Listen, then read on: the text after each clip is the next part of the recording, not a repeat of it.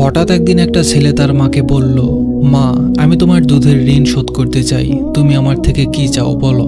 তখন মা একটু কষ্ট পেয়ে চুপ করে থেকে বলল, বাবা, তুই তো বাজার থেকে রাতে আসবি, আসার সময় আমার জন্য একটা কলা নিয়ে আসিস। ছেলেটি রাতে বাড়ি ফেরার সময় মায়ের জন্য একটা কলা নিয়ে আসে সুন্দর দেখে।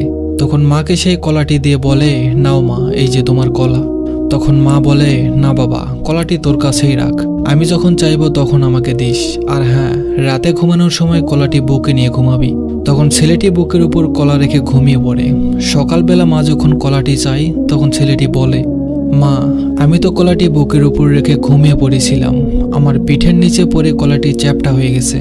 তখন মা বলে, দেখ বাবা, সাধারণ একটি কলা বুকের উপর নিয়ে ঘুমাতে পারিসনি, চ্যাপ্টা করে ফেলেছিস। আর আমি মা 9 মাস তোকে গর্ভে রেখেছি, তারপর পৃথিবীতে আসলি। ডান পাশে প্রস্রাব করে দিলি, তাই তোকে বাম পাশে রাখলাম। বাম পাশেও প্রস্রাব করে দিলি, তারপর তোকে বুকের উপর রাখলাম।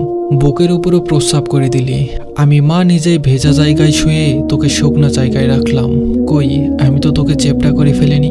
তখন ছেলেটি মায়ের পা ধরে কান্না করতে করতে বলে, মা, আমি তোমার ঋণ কখনো শোধ করতে পারবো না। সময় থাকতে নিজের মাকে ভালোবাসুন। ধন্যবাদ সবাইকে।